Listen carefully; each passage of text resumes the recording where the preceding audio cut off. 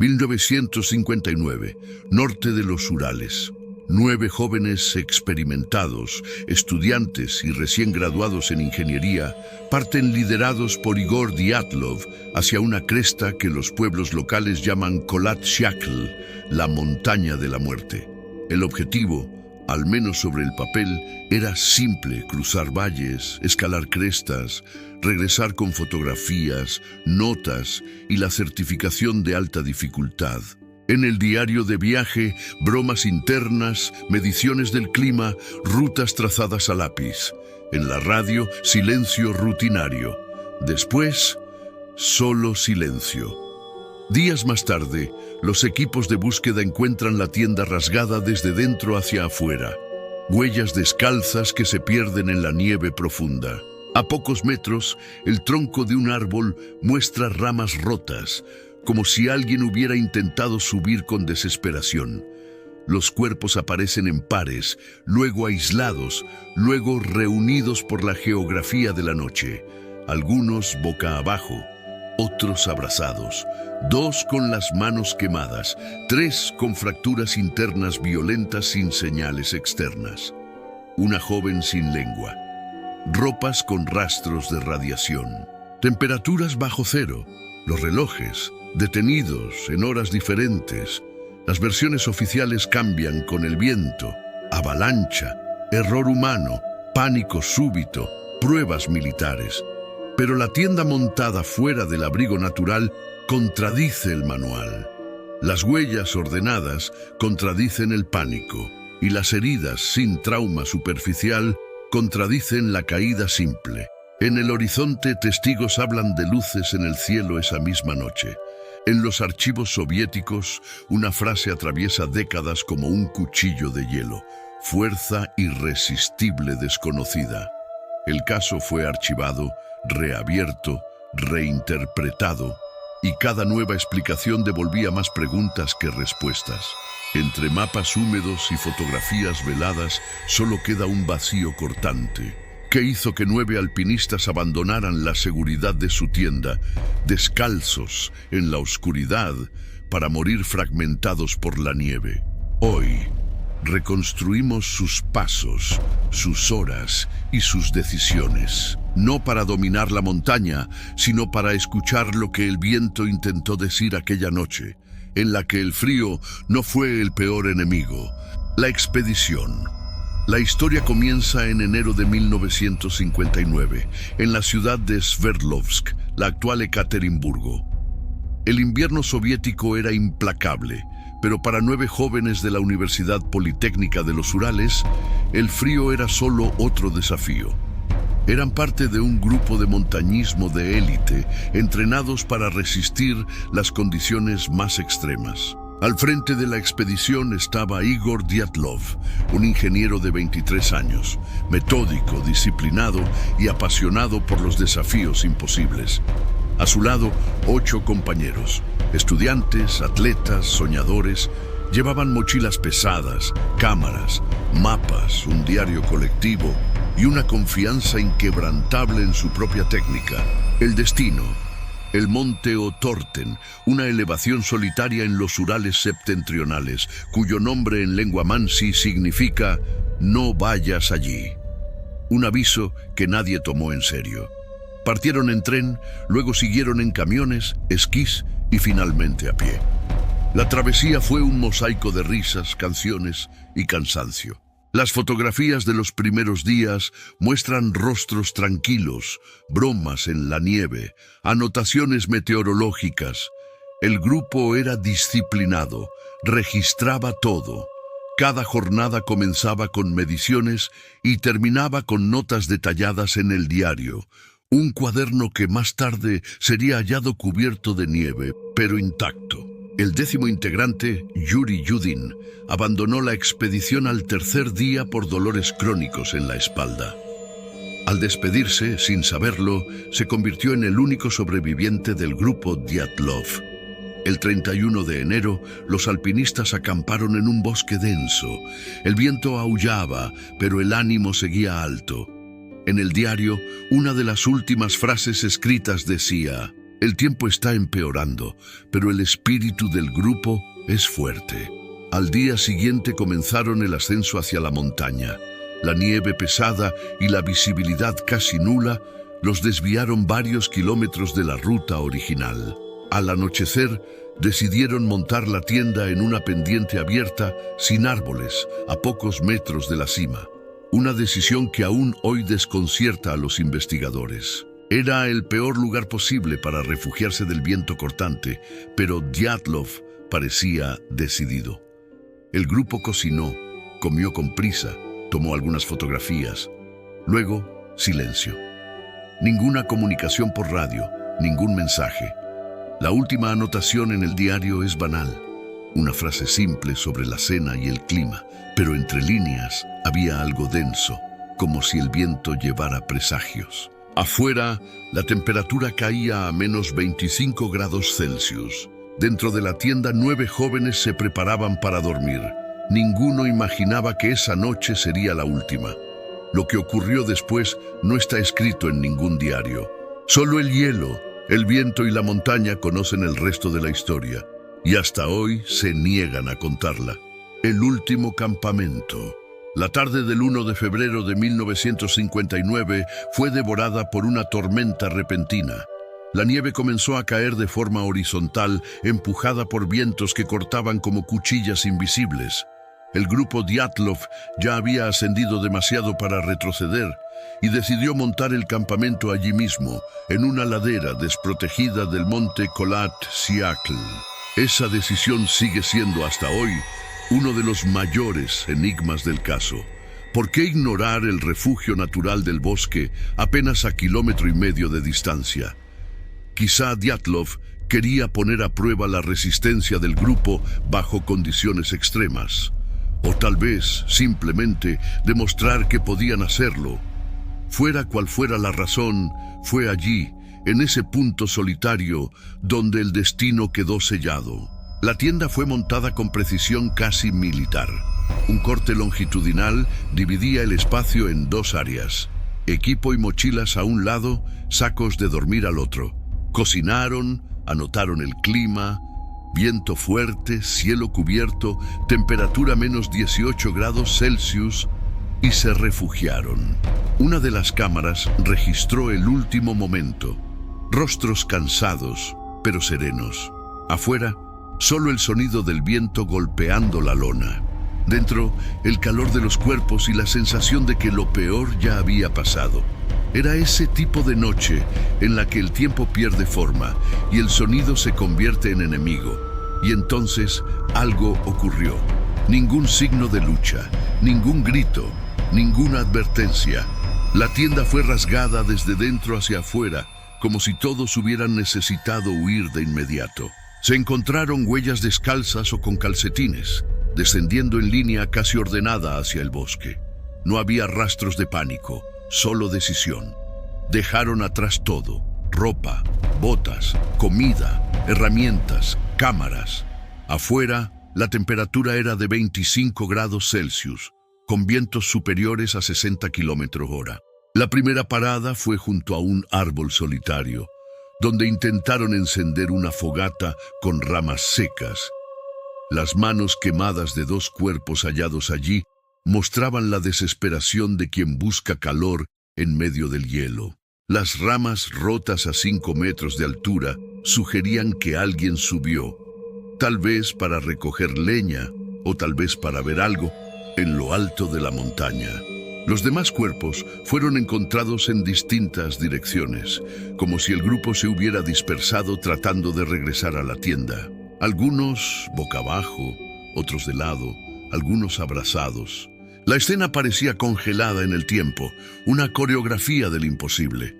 Ningún grito fue oído, ningún pedido de auxilio quedó registrado. El viento, como siempre, borró todos los sonidos. La nieve, cómplice silenciosa, cubrió las huellas, los rastros y quizá también las respuestas. Cuando los rescatistas llegaron semanas después, encontraron lo que parecía un campamento abandonado por fantasmas. La lona rasgada, los objetos intactos, el vacío absoluto. Y en el centro de todo, una sensación que ninguna explicación logró borrar. Que aquella noche algo o alguien los obligó a salir de la seguridad de la tienda. No había señales de avalancha, ningún indicio de enfrentamiento, solo una huida que parecía más emocional que física, como si hubieran visto algo que no pertenecía a este mundo. Y cuando el frío empezó a quemar, ya era demasiado tarde para regresar. Los cuerpos en la nieve. Pasaron más de 3 semanas antes de que los primeros cuerpos fueran encontrados. El 26 de febrero de 1959, un equipo de rescate, formado por compañeros de la universidad y soldados, halló la tienda rasgada en la ladera de la montaña. Dentro de ella, mochilas, ropa, cámaras, comida, todo intacto. Sin señales de lucha, sin sangre, sin huellas de violencia. Afuera, huellas humanas descalzas, alineadas, como si 9 personas hubieran salido voluntariamente hacia la muerte. Siguiendo esas marcas congeladas, los rescatistas llegaron a un bosque a 1,5 kilómetros de distancia. Allí, bajo un gran árbol, encontraron lo que quedaba del primer campamento improvisado. 2 cuerpos estaban lado a lado, descalzos, vestidos solo con ropa interior. Pies quemados, manos chamuscadas y frente a ellos, una fogata apagada, como si el fuego hubiera muerto justo antes que ellos. El tronco del árbol mostraba ramas rotas hasta 5 metros de altura. Alguien había subido, quizá para ver la tienda, quizá para escapar de algo. A pocos metros, otros 3 cuerpos fueron hallados alineados en dirección al campamento, como si intentaran regresar. Entre ellos, Igor Dyatlov. Su rostro, parcialmente cubierto de nieve, mostraba una expresión congelada entre la determinación y el terror. Los 5 primeros parecían haber muerto de hipotermia, pero los detalles inquietaban a los investigadores. Uno tenía el cráneo fracturado, otro mostraba signos de lucha. Algunos llevaban ropa intercambiada, como si en el desespero los sobrevivientes hubieran vestido lo que encontraban en los cuerpos de los demás. 2 meses después vino el segundo hallazgo. Bajo 4 metros de nieve, a más de 70 metros del grupo principal, encontraron los últimos 4 cuerpos. Estaban en un barranco, como si hubieran intentado construir un refugio improvisado. Estos 4 presentaban lesiones que desafiaban toda lógica. Uno tenía varias costillas rotas y el corazón desplazado, sin señales externas de impacto. Otro, el cráneo aplastado desde dentro, pero con el rostro intacto. Y una de las mujeres, Lyudmila Dubinina, fue hallada sin lengua, sin ojos y con parte del rostro arrancado. La ropa de 2 de ellos contenía altos niveles de radiación, confirmados por laboratorios soviéticos. Ningún animal había tocado los cuerpos y las posiciones eran extrañas, como si hubieran muerto intentando protegerse de algo invisible. Las autoridades soviéticas registraron oficialmente las muertes como causadas por una fuerza natural irresistible y desconocida. No se ofreció otra explicación. El área fue sellada, los informes clasificados y las familias prohibidas de hablar con la prensa. La investigación se cerró en pocas semanas, pero los diarios, las fotos y los testimonios que sobrevivieron cuentan una historia mucho más perturbadora, la de una noche en la que lo imposible tocó lo real. Esa misma noche, testigos reportaron luces en el cielo, esferas anaranjadas sobre las montañas, vistas por aldeanos y confirmadas por soldados. Los documentos soviéticos mencionan fenómenos luminosos inusuales. Las mediciones meteorológicas descartaban una avalancha y el patrón de las heridas no encajaba en ninguna explicación natural. El paso Dyatlov se convirtió así en el símbolo de una pregunta eterna. Cada cuerpo parecía contar una versión distinta de la misma historia. Una historia susurrada por el viento, escrita en la nieve y borrada por la propia naturaleza, o por algo que los soviéticos nunca quisieron revelar. Porque en aquella montaña, el frío no fue lo primero que mató, fue el miedo. Las teorías prohibidas. Con los cuerpos enterrados y el caso cerrado apresuradamente, el misterio comenzó a expandirse como un virus. La versión oficial, muerte causada por una fuerza natural irresistible, era una cortina de humo que nadie creyó. Incluso los propios investigadores, en informes confidenciales, admitían que las heridas no tenían una causa natural conocida. La ausencia de huellas externas, el silencio absoluto, los cuerpos irradiados, todo apuntaba a algo fuera de lo común. Cuando el gobierno soviético prohibió el acceso al área durante años, el silencio se transformó en combustible. Y así nacieron las teorías prohibidas. La primera de ellas era militar. La región de los Urales se utilizaba para pruebas secretas de armamento, explosiones aéreas, minas de paracaídas, misiles experimentales. Habitantes locales relataron haber visto esferas de fuego en el cielo la noche de la tragedia, fenómenos que coinciden con reportes sobre pruebas de cohetes R-7. Según esta teoría, el grupo habría presenciado algo que no debía ver. Las quemaduras internas y la radiación podrían ser el resultado de un experimento encubierto. Fueron víctimas de una prueba fallida o eliminados para ocultar el error. Otra hipótesis habla del infrasonido, un tipo de sonido de baja frecuencia creado por el viento al chocar con las montañas. Científicos sugirieron que estas vibraciones pueden inducir pánico extremo, alucinaciones y desorientación. Eso explicaría el corte en la tienda y la huida desesperada. Pero no explica las fracturas internas ni la radiación. El frío habría completado lo que el miedo empezó. Una teoría elegante e incompleta. Los más escépticos apuntan a un error humano, una pequeña avalancha, el miedo, la confusión en la oscuridad. Pero ninguna evidencia física sostiene esa versión. El campamento estaba en una pendiente suave y la tienda seguía parcialmente en pie. Si hubiera sido una avalancha, habría enterrado todo. Los cuerpos fueron hallados a distancias exactas, en direcciones calculadas, no como víctimas del pánico, sino de algo más ordenado, casi ritualístico. La hipótesis sobrenatural, rechazada por muchos y susurrada por otros, involucra al pueblo indígena Mansi, que consideraba la zona sagrada. El nombre de la montaña, Kholat Syakhl, significa montaña de los muertos. Algunos creen que los montañistas violaron un territorio prohibido y pagaron el precio. Pero los propios Mansi ayudaron en las búsquedas y negaron cualquier implicación. Aún así, el simbolismo persiste. 9 jóvenes invadiendo un lugar que el tiempo había dejado intacto. Otros hablan de contacto extraterrestre, las luces en el cielo, las quemaduras internas, la desorientación repentina. El patrón de las muertes recuerda a casos de exposición electromagnética intensa, capaz de alterar brújulas, radios e incluso el sistema nervioso humano. Una de las fotos halladas en las cámaras muestra un brillo intenso en el horizonte, interpretado por algunos como evidencia de una fuente de luz artificial. La verdad es que todas las teorías chocan contra el mismo abismo, la falta de sentido humano. Nada explica por qué 9 personas experimentadas saldrían calmadamente de su tienda en medio de la noche, sin ropa, sin señales de pánico. Ninguna hipótesis abarca el frío calculado, ni la lógica del miedo que no grita. En 2019, el gobierno ruso reabrió el caso, solo para reafirmar la explicación más antigua, una avalancha. Pero los investigadores modernos saben que algo no encaja.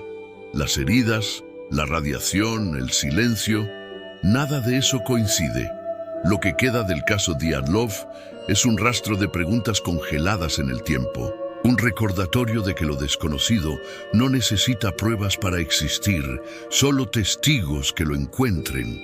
Y en aquella montaña, lo imposible dejó marcas que ni el hielo ha podido borrar, porque el viento de los Urales aún sopla como si repitiera un nombre. un nombre que la historia intentó enterrar, pero que la nieve aún guarda. El informe que nunca fue escrito. Cuando los archivos oficiales del caso Dyatlov fueron finalmente abiertos, décadas después, lo que se encontró no fue la verdad, fue el vacío. Páginas faltantes, informes recortados, declaraciones sin firma. El Estado soviético había convertido el misterio en silencio burocrático. El fiscal Lev Ivanov, quien dirigió la investigación original, confesó años más tarde que había sido obligado a cerrar el caso. En una rara entrevista declaró: «Había algo allí, algo que no pudimos explicar. Recibí órdenes de callar». En los documentos que sobrevivieron aparecen anotaciones que suenan casi poéticas o desesperadas. Ivanov describe signos de calor y energía no identificada, menciona radiación irregular y heridas de origen desconocido. Luego, el texto se interrumpe abruptamente. El siguiente fragmento está cubierto por sellos y tinta negra. Otro informe menciona la presencia de luces aéreas, observadas por soldados, pero el anexo desapareció. Los laboratorios que analizaron las ropas contaminadas fueron cerrados meses después. Ningún registro químico fue preservado. Era como si la Unión Soviética hubiese decidido que el caso Dyatlov nunca debía existir. Aún así, los vestigios se niegan a callar. En 2013, un físico ruso volvió a analizar las prendas conservadas en museos y confirmó: los niveles de radiación eran reales, no compatibles con exposición ambiental, sino con contaminación directa. El tejido de una chaqueta contenía partículas de estroncio y cesio, elementos usados en experimentos militares. Si eso es cierto, el grupo pudo haber sido alcanzado por residuos de una prueba aérea secreta. Pero entonces, ¿por qué el gobierno jamás lo admitió? Hay un detalle aún más inquietante. Entre las fotografías recuperadas de las cámaras del grupo existe una imagen que nunca fue explicada. Un resplandor esférico, intenso, captado entre los árboles como si algo estuviera flotando sobre el campamento. Algunos expertos dicen que fue el reflejo de una linterna en la nieve. Otros aseguran que el patrón de luz coincide con explosiones atmosféricas registradas en pruebas balísticas soviéticas. Si eso es cierto, el grupo Dyatlov habría visto lo que nunca debió ver y pagado el precio. Pero hay quienes ven en el caso un símbolo, un espejo de la propia URSS, un país donde los jóvenes desaparecían sin respuestas, sepultados bajo secretos de Estado. Cada cuerpo hallado en aquella ladera era también el retrato de una generación asfixiada por el miedo y la censura. Y la montaña de los muertos se convirtió irónicamente en un monumento a lo que el régimen más temía: la verdad. En los últimos años, científicos independientes intentaron reconstruir la escena con tecnología moderna: drones, modelos 3D, simulaciones de avalancha. Ninguna logró reproducir las condiciones descritas en el informe original. La hipótesis oficial sigue siendo fuerza natural. Pero los ingenieros que firmaron esos estudios admiten, en entrevistas no oficiales, que hubo presión política para cerrar el caso. Hoy, el dossier Dyatlov se estudia en universidades y se debate en foros de todo el mundo. No porque la gente quiera resolver un crimen, sino porque siente, en algún nivel, que ese misterio toca algo esencial en nosotros. El miedo a enfrentar lo inexplicable, la impotencia ante aquello que no deja huellas. Al final, quizá el informe que falta no sea el del gobierno. Quizá el verdadero informe esté escrito en las montañas, porque hay lugares donde el hielo lo guarda todo, y hay secretos que ni el tiempo logra enterrar. La montaña de los muertos, el monte Kholat Syakhl, no recibió su nombre por casualidad. En lengua mansi significa montaña de los muertos, un título que antes de 1959 era solo una leyenda, pero después de aquella noche se convirtió en profecía. Los pueblos indígenas de la región siempre advirtieron que ese lugar no debía ser tocado. Hablaban de espíritus que caminaban bajo el viento, de luces que descendían de las nubes, de sonidos metálicos que resonaban cuando el frío alcanzaba su punto más extremo. Para ellos, la montaña era un portal, un límite entre el mundo de los vivos y algo que el hombre no debe comprender. Los montañistas del grupo Dyatlov no creían en mitos, eran hijos de la ciencia, estudiantes, ingenieros. Racionalistas formados en plena era soviética, crecieron en un país donde el misterio estaba prohibido. Pero al ascender el Kholat Syakhl, cruzaron algo que no figuraba en los mapas. Aquellas montañas, cubiertas de nieve y silencio, parecían tener vida propia. Las brújulas fallaban, el magnetismo se alteraba y el viento producía sonidos tan bajos y constantes que, según algunos investigadores, podían afectar el estado mental. Tal vez allí, el límite entre lo real y lo invisible era más delgado de lo que imaginaban. En los años siguientes, decenas de expediciones intentaron repetir la travesía.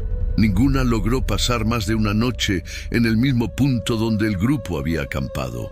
Relatos de pesadillas, vértigos y sensaciones de presencia se volvieron comunes. Algunos juraron haber visto luces flotando sobre la ladera, otros sombras moviéndose contra el viento. Los científicos intentaron explicar el magnetismo inusual de la zona como resultado de yacimientos minerales subterráneos. Los geólogos descubrieron que las rocas contenían altas concentraciones de hierro, capaces de interferir con brújulas y ondas de radio. Pero eso no explicaba el miedo. En 1963, un nuevo grupo de estudiantes intentó homenajear a Dyatlov y sus amigos, ascendiendo la misma montaña. En la segunda noche, abandonaron el campamento y regresaron aterrados. Aseguraron haber oído pasos alrededor de la tienda y que el viento parecía pronunciar nombres. El incidente fue registrado, pero rápidamente silenciado. Desde entonces, Kholat Syakhl comenzó a ser evitado. Pocos se atreven a subir y los que lo hacen regresan distintos. Hay quienes dicen que la montaña es una cicatriz geológica dejada por algo que cayó del cielo. Otros afirman que su magnetismo abre una ventana entre dimensiones, una especie de corredor energético. Curiosamente, satélites modernos han detectado anomalías térmicas en la zona, visibles solo en ciertas épocas del año, como si algo bajo la Tierra latiera en intervalos regulares. Ningún estudio oficial ha logrado explicar el fenómeno. La tragedia de Dyatlov no borró el mito de la montaña de los muertos, lo fortaleció.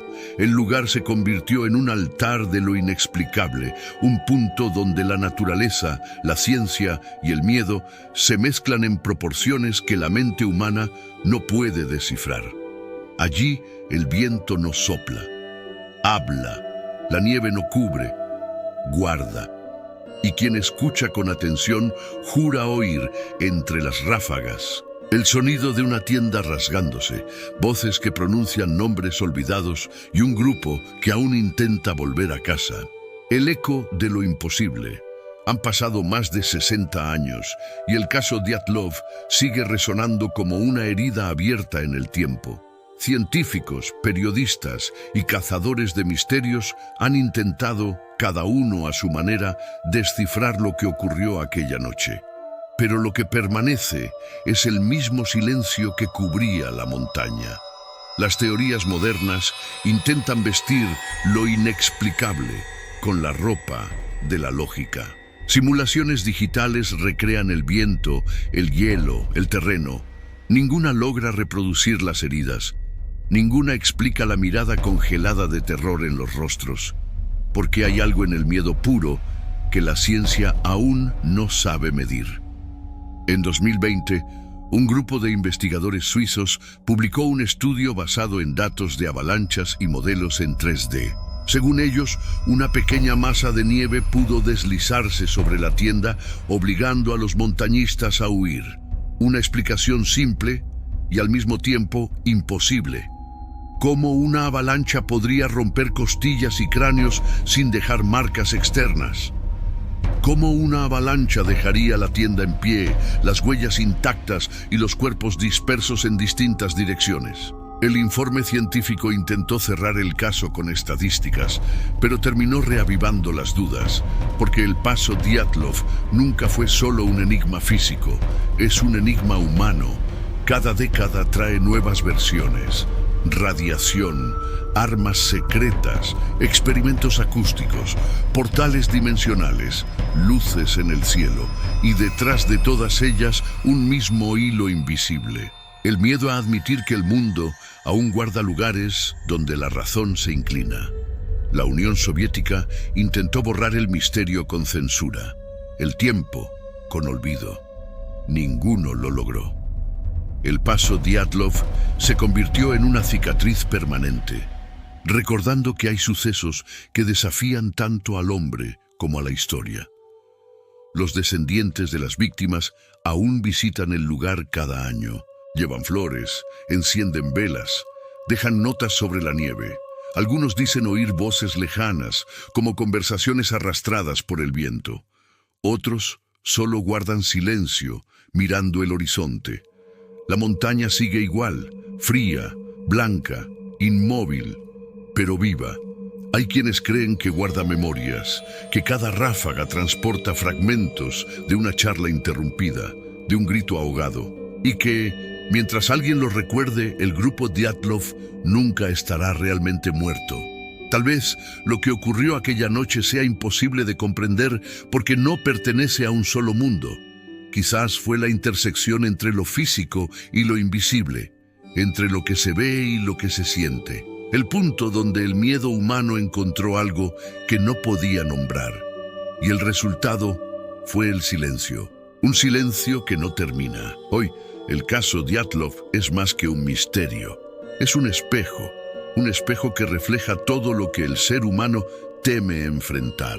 El caos, lo desconocido y la fragilidad de la mente ante lo incomprensible.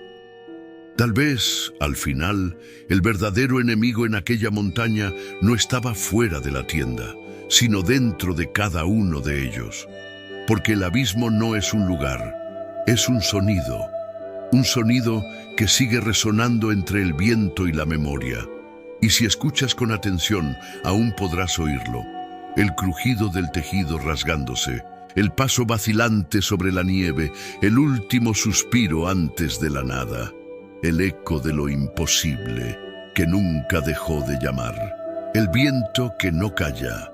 El caso Dyatlov comenzó como una simple expedición universitaria y terminó convirtiéndose en uno de los enigmas más inquietantes de la historia moderna. 9 jóvenes partieron en busca de aventura y encontraron el abismo. Lo que los mató no fue solo el frío, ni la montaña, fue el misterio. Un misterio que no se explica, solo se siente. El viento de los montes Urales aún sopla sobre el Kholat Shakhl y con él el mismo murmullo que parece atravesar las décadas. Algo ocurrió allí, algo que el tiempo, la ciencia y la lógica aún no han podido enterrar. El gobierno soviético intentó borrar el caso con informes incompletos, teorías apresuradas y silencio oficial. Pero el silencio nunca es el final. Es el eco de lo que el hombre no quiere escuchar. Décadas después, el paso Dyatlov sigue siendo estudiado, filmado y debatido. Cada nueva explicación parece solo alejar la verdad, como si el propio misterio se defendiera. Porque hay secretos que no quieren ser resueltos. Hay historias que prefieren seguir siendo preguntas. Tal vez nunca sepamos lo que realmente ocurrió aquella noche. Tal vez nunca debamos saberlo. Lo que queda es una lección congelada en la nieve. Lo desconocido no pertenece al pasado. Vive entre nosotros.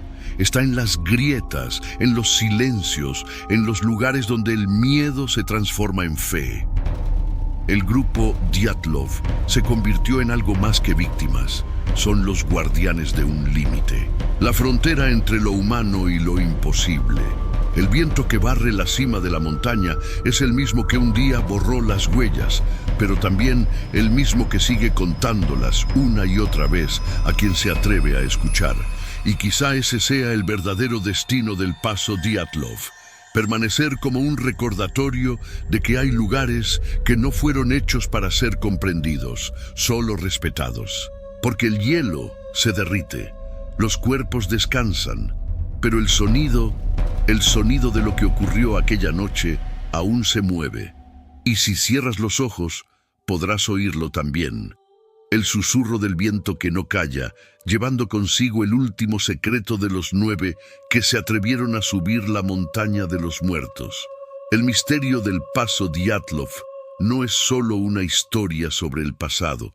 Es un recordatorio de que lo desconocido aún respira entre nosotros, en las montañas, en el silencio y dentro de lo que llamamos razón.